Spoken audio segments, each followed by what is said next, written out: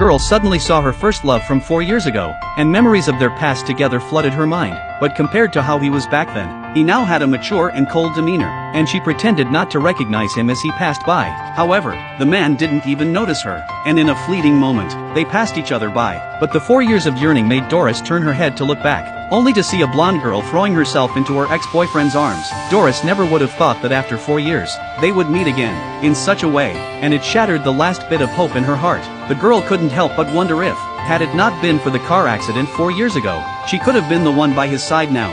4 years ago, when they took a break from school to travel, Doris asked her boyfriend to take her out to find inspiration for her graduation thesis design. But as they were traveling, they had an accident with a small car, and her boyfriend fell into a coma for a month. Doris felt guilty, wondering why she had suggested this plan in the first place. The shadow of her accidentally causing harm to her parents as a child had always haunted her, making her feel like a disaster wherever she went, and now she had also brought trouble to Nicole. The words of her classmates made Doris even more convinced that she was a source of disaster for others. Doris didn't want to harm Nicole, who shone like a star, and the more she tried to distance herself from her, the more she missed him. This was the first and last time that Doris confessed her love to her boyfriend. After that, she was determined to break up with him completely, and cut off all contact with Nicole on her phone. Her sudden cold attitude caught the boy off guard, and he even caused a scene in the cafeteria to get to the truth. Nicole begged Doris to open her heart to love again, but she found that only her own heart responded. Their classmates had all sorts of comments and opinions on the matter. The boy couldn't accept this result and humbly requested Doris to take him back,